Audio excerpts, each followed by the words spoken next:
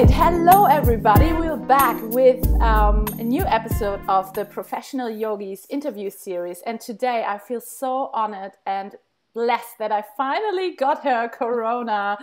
Welcome, Corona. You are a yoga teacher in Sydney. Tell us more about you and your offerings before we dive in. Yes, welcome. And yeah, thanks a million for having me on today.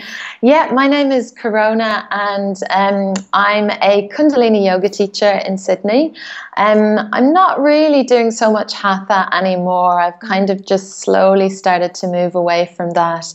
And I'm more really stepping into the Kundalini Yoga space. Yes. And I also do coaching, kind of, you could say, like spiritual coaching. Mm-hmm. So I help people create a spiritual practice and just people that are feeling a bit lost and stuck and aren't really living the truth or aren't really living a full expression of themselves. I just coach them back to themselves, yes. to connect back to their true authentic self. Yes. And I saw, like, I love looking at your website. You just relaunched it recently, and it's such a rich source of information and of guiding people and reminding us to be more ourselves and to step back from, comparison and all that. So I'm so impressed by your messaging. It's really amazing. Just very quickly, just because our viewers probably can't figure out what it is. What is this fluffy thing on your left? This is my little... We just see a little bit of hair coming up. Yeah, he's like bobbing up and down. This is my little dog, Tiger, and he just broke his leg quite recently. So yeah, he doesn't like to be left on his own. He needs a lot of mothering at the moment. So okay. Hi, it's Tiger. Not a Kundalini rug. Okay. Although it looks like one. Yeah, so Kundalini Yoga is a for those who don't know, please go to Corona's website. We will have that in the comments below and everything. So Kundalini Yoga is a little bit of a different style of yoga. And because we are doing these interviews for other yoga teachers, I would like you to briefly describe your path from becoming from being a corporate employee to become a yoga teacher and coach, to actually now narrow down your services and really focusing on one style of yoga, and even divert your services in offering retreats and online courses and coaching, because I think that's beautiful and it's very smart to do as a yoga teacher. Yes. Okay, I'll go back to the beginning. Gosh, I did my Hatha yoga teacher training with Amanda Fuzz in Prana Space in Rose Bay. Absolutely incredible teacher training. It was for 1 year and it was 360 hours, and it was, an incredible teacher training. And what I loved about it was that it just, the richness of the course, and that it was a year. So we met every 2 weeks, and, we had to do a certain number of hours of adjusting and stuff like that as well. And so that was really where I started. And gosh, that's probably about 5 years ago when I did that training. And I was still in banking at the time, working in operations, but I was miserable. It was kind of a job I got stuck in, and I started climbing the corporate ladder because I thought I wanted to be a manager, or maybe I was pushing myself to get to this high level. And then when I got that role, I didn't want it. I realized this is not what I want. This is not the life I want. And it was very, very stressful. And I was doing my teacher training, and I completed that, and I just started teaching straight away. I dived straight into it. That's what I do. I really just push myself in life. I just get out there and do it. Yes. So what I did was I initially just started teaching some of the people that were working with me in the bank. So I used to bring them to the park at lunchtime, and I just offered free yoga classes to them for a way for me to just get out there, start teaching, get some experience. And in return, then all I asked for them was feedback, you know, just constructive feedback. So that was wonderful. I did like a number of months doing that. And then I eventually had the confidence to set up my own classes in the city. So I hired out a space in the city. I can't remember the name of the space, but it's still there. Yeah. And I taught one class a week, and I used to run them as blocks. So they were like 8-week courses. And I was still in my banking job at the time, still miserable in that job while I was doing these courses. And they started getting quite busy that I then decided to run a second course. So I was running 2 evening courses. And I was doing this for about a year. And then the banking just started getting more and more stressful, and I started to get really ill, and I could just feel like something was manifesting inside of me, and I knew that I had to leave. Like, I just knew in my heart and soul that this is not what I want to be doing, and I had to make that decision. So I made the decision and I resigned. That's huge. It was huge. It brought up so much anxiety. Like, I had so many anxiety attacks for months because I knew in my heart and soul I had to do it. So I did it, but then I had no real plan. So, but it's funny, when I made that decision that this is what I have to do, I kind of knew inside like that I'd be okay, and that I'd find my way, and that I just knew I would be okay. So yeah, it's funny. I left, it was just before the Christmas in December, and went home to Ireland for a Christmas trip. I hadn't been back to Ireland in a long time at Christmas, and then I came back and I just started sending my CVs to absolutely every studio, gyms, studios, everywhere. And I just started teaching. I was teaching a lot. While at the same time, how many was I teaching? Yes. I was teaching probably around maybe 15, up to 15. But it wasn't 15 every week, but it was up to that. I was doing a lot of covers at the time as well. So gyms would call me up and get me to cover when they needed somebody. And I had a part-time job as well, just so that it would give me that little bit of extra income in the beginning. But I found I only needed that for about a month. And then I was getting enough work to let that job go and step fully into the teaching. Yes, fantastic. Fantastic. I love how you describe that you started teaching first for free and just dived in. And I think that's what I always suggest my mentees or yoga teachers who start out or just finish their training. Don't wait. Don't even think about what and how. Just start it. Put your poster up. Just do it. Just do it. Because there are many people that finish their yoga teacher training and never teach. Yeah, which is sad. It's sad. Yeah. It's really, really sad. So and then it goes too long then, like you know, just And then so you taught, and you taught all your classes, and I see now you have your own classes going, the Kundalini classes, and so how many classes do you teach now?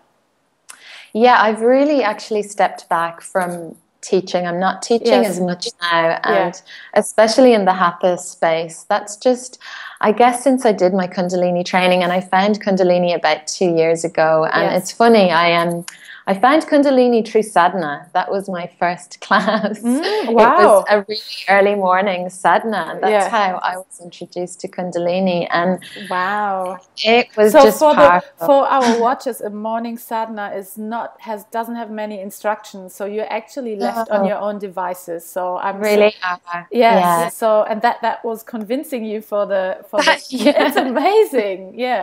Yeah, and it was actually just before I got married when I found it. So I just found it a great practice for the stress and everything, trying to organize a wedding from the opposite side of the world.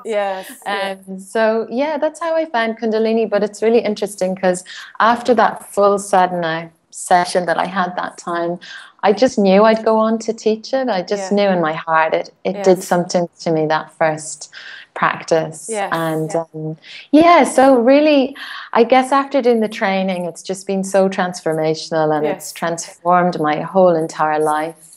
Yes. Wow, it's really woken me up to live my full potential. And I guess just seeing the transformation in Kundalini, I just felt like I was nearly robbing my students, teaching them hatha. So I've kind of stepped back. I still do a little bit of hatha, like one-on-ones. I enjoy that because that's very focused work, and it's just meeting them wherever they are and providing healing to whatever they need in their life. But yeah, really what I've found transformation in for me is Kundalini, and that's what I'm really passionate about sharing. So teaching, how many classes? I'm teaching 3 Kundalini classes at the moment. I run my own course on a Monday in the beautiful Life Pod space in Paddington. And yeah, they're constantly going, 8-9 week courses. And the one I'm running at the moment is just a journey through the chakras, which is really beautiful. And then the other 2 Kundalini classes I teach at the Kundalini Yoga studio in Bondi Junction. So it's Kundalini Bondi Junction. And then, the rest of my classes I teach are maybe about 3 or 4 privates. And they're hatha, sometimes maybe Kundalini. Okay, so how... so I see that you're running courses. Would you suggest that for yoga teachers to do that? I think I like that idea because you can secure, the space. Definitely, definitely. Definitely, because I guess there was 2 ways I had to think about it. I could rent the space and then just charge, a regular class fee. But then who is going to commit and show up? So. And I guess with the Kundalini Yoga, I really wanted people to commit to see the transformation in the number of weeks that they were going to do with me. That locks them in. And when people pay a set amount of money, they're committed. They will come back. They'll show up. And how do you find your students for those courses? Yeah, I guess I've been lucky. I am through my blog.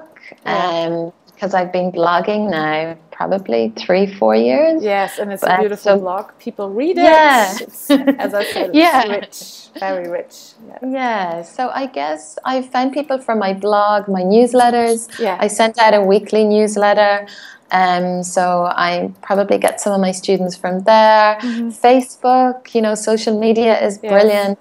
Instagram really works for me. So I get a lot of my students from Instagram and Facebook as well. And then just word of mouth. We're just starting to tell other people about these courses. So you've been talking a lot about being, your authentic self, and you're offering actually an online course that's coming up, and enrollment closes next week, which is really exciting. So, but this is, I think, that's a really, really important thing in teaching. And when you just said word of mouth, I think this is only happening when you find a teacher who is herself and who really teaches from what she truly knows from her heart in every cell. How has Kundalini Yoga changed that, or how influenced your teaching? It's completely transformed us. Like, if I compare, it's funny because I sent a newsletter out this morning to my subscribers sharing the story of how Kundalini Yoga has changed my teaching. And I don't think I was teaching authentically for a long time in the beginning. I think I was trying to impress everybody. And the thing as a teacher, you can't make every single person happy, but that's what I was trying to do because I was a people pleaser. So I was really trying to make everyone like me and say the right things. So what I would do is I would prepare so much for these classes. It was ridiculous. And I'd write out so much notes, and I'd go in with this page and page of notes. That's what I did at the beginning too. And I was literally reading word for word off these pages. And Kundalini Yoga really woke me up to that, because that wasn't being authentic. That, you know, I wasn't really living in the moment. I wasn't trusting the wisdom that was already inside from my heart. And yeah, so definitely, without a doubt, Kundalini Yoga has changed that, and I don't do that anymore. And it feels really good. And actually, it's you then in that way, you really find the students who are, you know, who are ready for what you have to offer. And if they don't, then they find another teacher. And I think that creates a genuine community where you don't actually have to hustle for your students, because the universe will provide for you. You just have to be yourself. And then it brings what are you. Yeah, and I just want to share there as well, like, you know, I lost a lot of students, you know, after that, when my teachings changed, because you know, I was becoming more authentic. I was stepping more into myself. I wasn't going in saying all the right things, and I lost a lot of students because of that. But it feels right, because I'm allowing myself to be me. And just letting the mask go. Oh, wonderful. That sounds